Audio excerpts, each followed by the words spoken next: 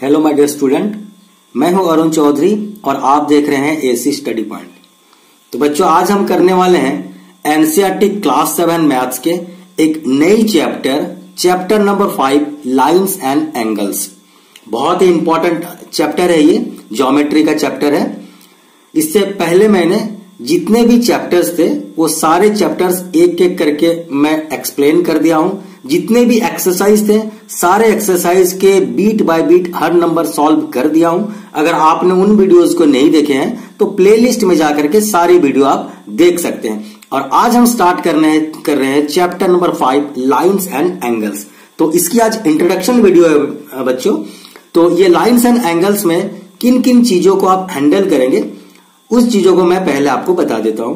Exercise 5.1 से पहले आपको किन चीजों की नॉलेज होनी चाहिए वो चीजों की नॉलेज मैं आपको देता हूं। तो सबसे पहले इंट्रोडक्शन में हम देखते हैं, एंगल्स की बात की गई है। कितने प्रकार के एंगल्स होते हैं, उनकी प्रॉपर्टीज क्या होती है, ये सारी चीजें हम डिस्कस करेंगे। तो सबसे पहला देखिए एक्यूट एंगल है, एक एक करके हम डिस्कस करते हैं।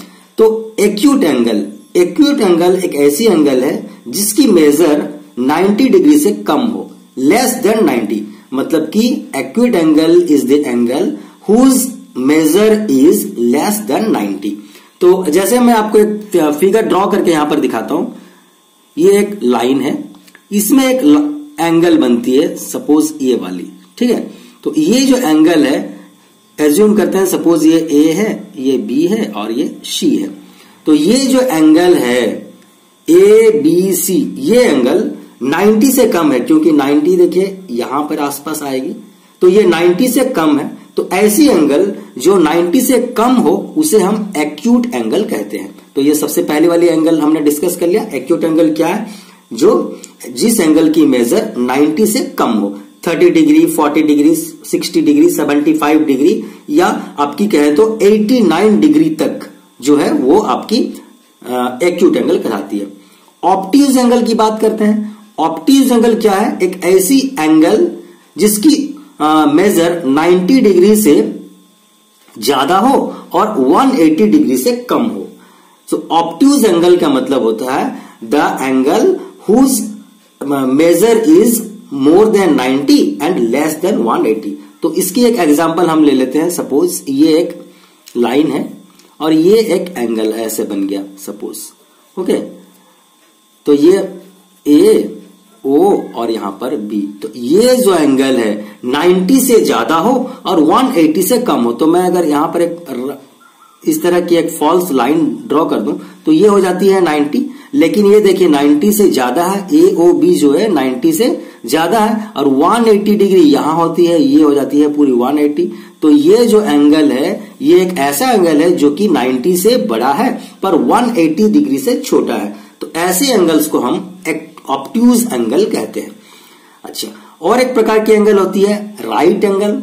राइट एंगल क्या है? जिसकी मेजर एग्जैक्टली 90 डिग्री हो, एग्जैक्टली 90 डिग्री हो। तो इसे अगर हम ड्रॉ करके देखना चाहें तो ये वाली एंगल, ये ए, ये ओ और ये बी, तो यहां पर हम इस तरह की एरो लगा देते हैं तो ये हो जाती है। देखिए ये बच्चों, ये सिंबल जो होती है 90 डिग्री की सिंबल होती है, और इस तरह की सर्कुलर जो सिंबल होती है वो 90 से अलग कोई एंगल है तो इस तरह की हम सिंबल लगाते हैं, और 90 होती तो इस तरह की सिंबल हम लगाते हैं।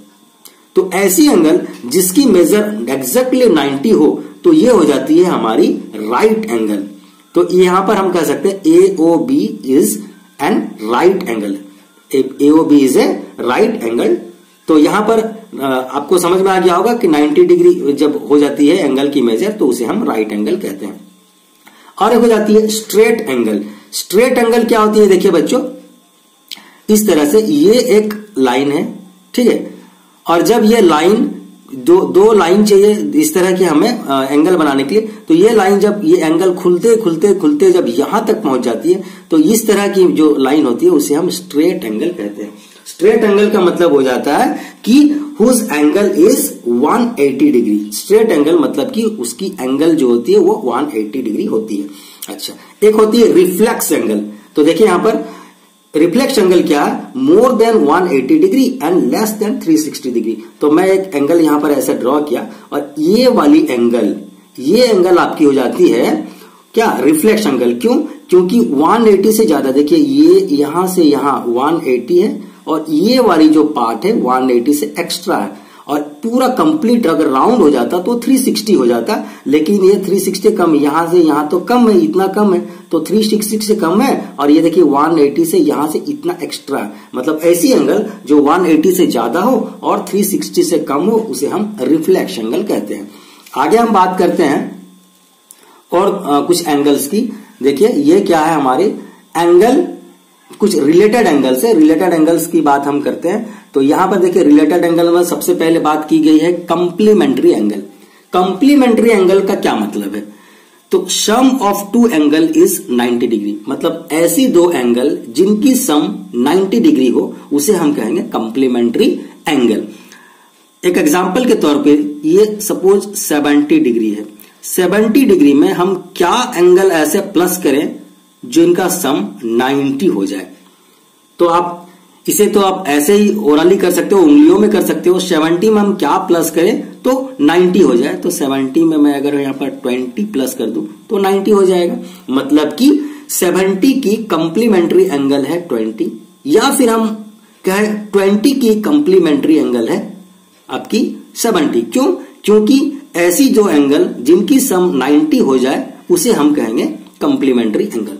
तो क्वेश्चन इसमें कैसे बनेगा, देखिए आपको कुछ एंगल्स दिए होंगे और बताएंगे, मान लीजिए दो एंगल बताएं कि यहां पर एक एंगल दे दिया आपकी 60 डिग्री और एक दे दिए 30 डिग्री। पूछेंगे कि बताइए ये दोनों क्या कंप्लीमेंट्री एंगल हैं? तो आप क्या करोगे, सीधे ये दोनों को प्लस कर दोगे और चेक करोगे क्या ये 90 डिग्री है। अगर 90 डिग्री है तो ये दोनों कंप्लीमेंट्री एंगल हैं। ओके, बहुत सिंपल है ये। या फिर कहे कि एक एंगल दे दिए सपोज 80 डिग्री, 80 डिग्री की कंप्लीमेंट्री एंगल क्या है, मतलब 80 डिग्री में क्या प्लस करें तो 90 डिग्री हो। ये तो हम उंगलियों में कर सकते हैं, पर इसका जो तरीका है वो क्या है, जो 90 डिग्री है उनमें से आपकी जो एंगल दी हुई है उसे घटा दीजिए, तो ये हो जाती है 10 डिग्री। तो यहां पर हम लिखेंगे 10 डिग्री। ठीक है, मतलब कि 80 डिग्री की कंप्लीमेंट्री एंगल हो जाती है 10 डिग्री। तो इस तरह की क्वेश्चन बन सकती है। आगे बात करते हैं हम सप्लीमेंट्री एंगल की। तो सप्लीमेंट्री एंगल क्या है, देखिए supplementary angle is the angle which sum of two angle is 180। तो ऐसी दो एंगल जिनकी सम 180 हो जाए, एग्जैक्टली 180 हो जाए, उसे हम कहेंगे सप्लीमेंट्री एंगल। एग्जाम्पल के तौर पे हम लेते हैं, सपोज ये 150 डिग्री है, ठीक है। तो इसकी अगर हम बात करें सप्लीमेंट्री की, तो ये सप्लीमेंट्री मतलब सम होनी चाहिए 180। तो 150 डिग्री की सप्लीमेंट्री क्या है, इसे आप जानने के लिए क्या करेंगे, 150 में क्या ऐसे ऐड करें, कौन से एंगल ऐड करें जो 180 हो जाए। तो हम यहां पर देखिए ये हम ऐसे ही कैलकुलेशन करके कर सकते हैं कि 150 में 30 ऐड करें तो 180 हो जाए, ठीक है। लेकिन इसकी तरीका क्या होगी, जो आपकी 180 डिग्री है उनमें से घटा दीजिए जो आपको एंगल दी हुई है, उसको घटाने के बाद जो निकल के आता वही उसकी आंसर हो जाता। तो करने का तरीका यही होता है, ठीक है।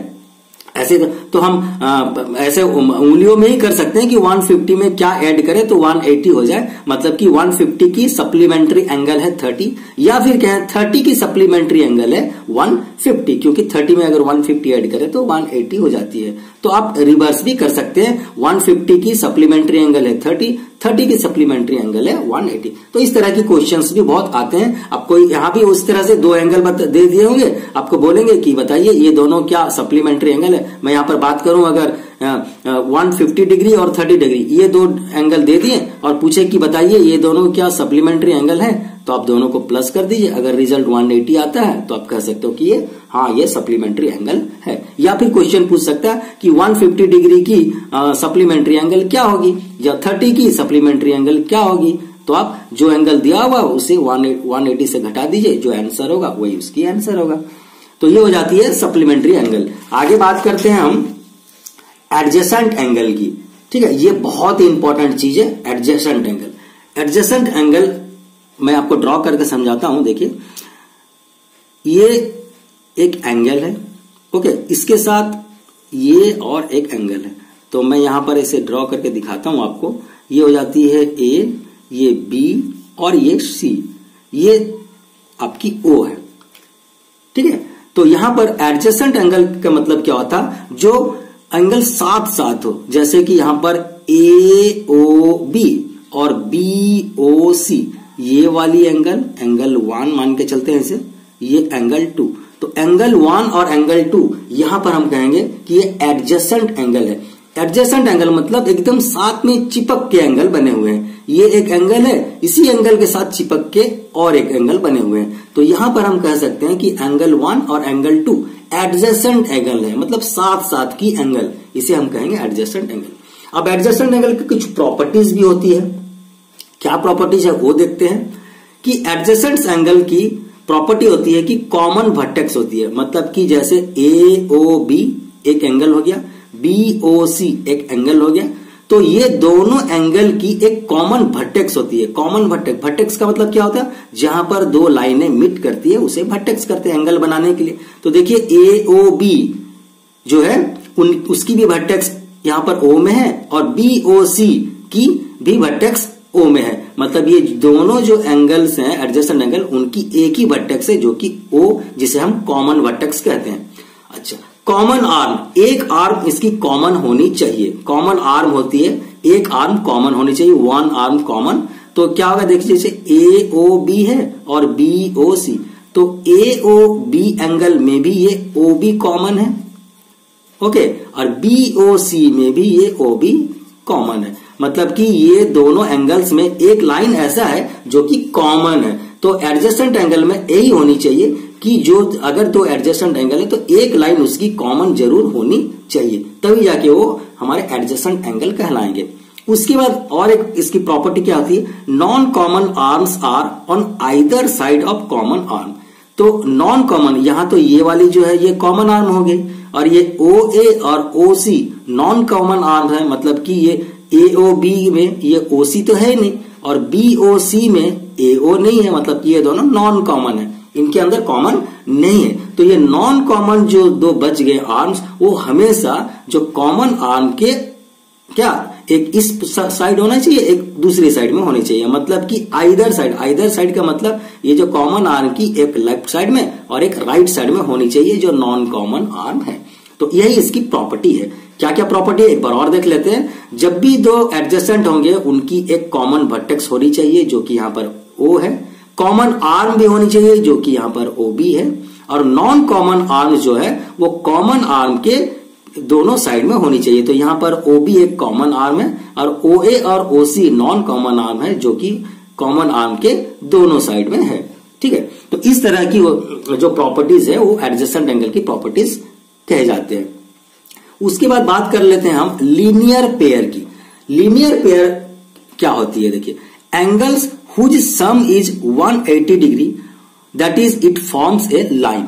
तो मैं एक ये स्ट्रेट लाइन मान के चलता हूं, ठीक है। यहां पर मैंने एक एंगल को ड्रॉ किया, ठीक है। तो ये ए ओ मान लेते हैं, ये बी है और ये सी है, ओके। तो यहां पर ये वाली एंगल और ये वाली एंगल मान लेते हैं, इसे एंगल 1, इसे एंगल 2। तो 1 और 2 की सम कितनी होगी, 180 डिग्री होगी। मतलब कि ये एक क्या है, स्ट्रेट लाइन है, तो ये पूरी जो है ये आपको प्रोट्रैक्टर में भी नजर आएगा, ये पूरी जो है क्या होती है, एक स्ट्रेट लाइन 180 डिग्री की होती है, 180 डिग्री की होती है, ठीक है। तो ऐसी एंगल्स जिनकी सम 180 हो जाए उसे हम लीनियर पेयर कहेंगे। मतलब कि एक लाइन, देखिए इसी में छिपा है लीनियर, माने लाइन, LINE लाइन दिख रहा है ना, तो एक लाइन बना दे। ऐसी दो एंगल जिनको सम करें तो 180 डिग्री हो जाए, मतलब कि वो दोनों ऐड करने के बाद एक लाइन जो है वो लाइन बन जाए, मतलब 180 बन जाए, तो उसे हम कहेंगे लीनियर पेयर, ठीक है।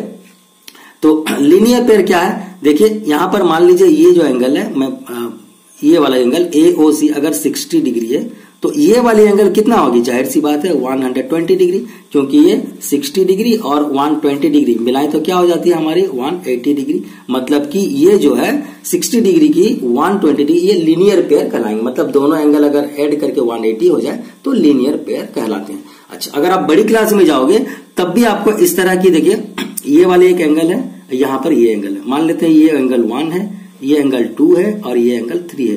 तो यहां पर angle 1 plus angle 2 plus angle 3 होगी कितनी 180 डिग्री। मतलब कि क्यों होगी, क्योंकि ये लीनियर पेयर प्रॉपर्टी है। लीनियर पेयर की प्रॉपर्टी है कि एक लाइन में जितने भी एंगल आप ड्रॉ कर लो, सारे अगर एंगल्स को सम किया जाए तो 180 होती है।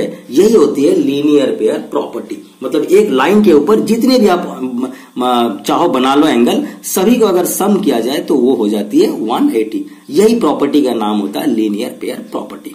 ठीक है, आपको क्वेश्चन कैसे बनेगा, मान लीजिए ये एक एंगल है और ये एक इस तरह के, ये मान लीजिए यहां पर एंगल बता दिया ये 60 है, तो ये वाली कितनी होगी, एक्स दे दिए, तो ये दोनों कितने होगी, आप क्या करोगे x प्लस 60 इक्वल टू 180। आपको पता है लीनियर पेयर प्रॉपर्टी में सम होनी चाहिए 180, तो यहां पर x इक्वल टू ये क्या हो जाएगा 180 माइनस में 60 इक्वल टू 120। तो इस तरह से आप निकाल सकते हैं अगर इस तरह की अगर क्वेश्चन बनती है तो। ठीक है, तो ये हो जाती है लीनियर पेयर की। आगे देखते हैं वर्टिकली ऑपोजिट एंगल। ये एक बहुत ही इंपॉर्टेंट चीज है, वर्टिकली ऑपोजिट एंगल। ठीक है, तो इसकी क्या होती है मैं एग्जांपल से समझाता हूं। ये एक लाइन है और यहां पर ये एक लाइन है। ठीक है, मान के चलते हैं कि ये A, ये O और ये B और यहां पर C और यहां पर D। तो यहां पर मानते हैं ये एक एंगल है 1, ये एक एंगल है 2, ये एंगल है 3 और ये एंगल है 4। तो यहां पर वर्टिकली ऑपोजिट एंगल्स का मतलब होता है जो आमने सामने हो। तो जैसे यहां पर देखिए AOC एक एंगल है, इसकी जस्ट सामने में कौन सी एंगल है BOD। तो यहां पर हम कह सकते हैं AOC एंड ये क्या है BOD and BOD are vertically opposite angle. Vertically opposite angle मतलब एंगल 1 और एंगल 3 जो है ये वर्टिकली ऑपोजिट एंगल है, और एंगल 2 और एंगल 4 क्योंकि देखिए ये वर्टेक्स है ना, तो ये वर्टेक्स के ऑपोजिट में ये एंगल देखिए इसकी ऑपोजिट में, तो एंगल 2 और एंगल 4 हम कह सकते हैं वर्टिकली ऑपोजिट एंगल्स हैं। अच्छा, वर्टिकली ऑपोजिट एंगल तो अब हम पहचान लिए, लेकिन इसकी प्रॉपर्टी भी कुछ है। क्या है, vertically opposite angles are equal, मतलब कि यहां पर angle 1 equal to angle 3 and angle 2 equal to angle 4। मतलब कि जो वर्टिकली ऑपोजिट एंगल होती है वो इक्वल होते हैं। मतलब यहां पर वर्टिकली ऑपोजिट 1 की ऑपोजिट में क्या है 3, तो angle 1 is equal to angle 3। Angle 2 की वर्टिकली ऑपोजिट एंगल क्या है 4, तो vertically opposite angle 2 equal to angle 4। तो ये हो जाती है वर्टिकली ऑपोजिट एंगल्स और इनकी प्रॉपर्टीज। तो बच्चों जितने भी आपको फर्स्ट एक्सरसाइज जो है एक्सरसाइज 5.1 से पहले जितनी चीजों की आपको नॉलेज होनी चाहिए थी सारी नॉलेज मैंने दे दिया है। तो एंगल्स रिलेटेड जितने भी चीजें थी यहां पर आपकी बुक में सारा मैं बता दिया हूं, और इसके बाद हम एक्सरसाइज करेंगे और उसके बाद फिर हमारी रह जाएगी और कुछ चीजें जो कि लाइन से रिलेटेड होंगे। ठीक है, उन चीजों को भी हम अगले वीडियो में डिस्कस करेंगे जब एक्सरसाइज कंप्लीट हो जाएगी, जैसे कि आपकी pairs of lines, intersecting line, transversal, ठीक है, एंगल मेड्स बाय ट्रांसवर्सल वगैरह वगैरह। तो वो लाइन से रिलेटेड बहुत चीजें हम पढ़ेंगे क्योंकि ये चैप्टर का नाम ही है लाइंस एंड एंगल्स। तो एंगल्स की बातें पहले हो गई, उसके बाद जो होगी वो लाइंस की रिलेटेड बात होगी। तो बच्चों अगर आपको ये वीडियो अच्छा लग रहा है, आपको इससे कुछ फायदा हो रहा, समझ में आ रहा है, तो जरूर आप इस चैनल को सब्सक्राइब कीजिए, शेयर कीजिए अपने दोस्तों के साथ, लाइक कीजिए, ताकि आने वाली सारी वीडियो की नोटिफिकेशन आपको मिलती रहे। ठीक है, तो आज के लिए बस इतना ही। मिलते हैं अगले वीडियो में एक नई टॉपिक के साथ, नई एक्सरसाइज में। Till then bye bye.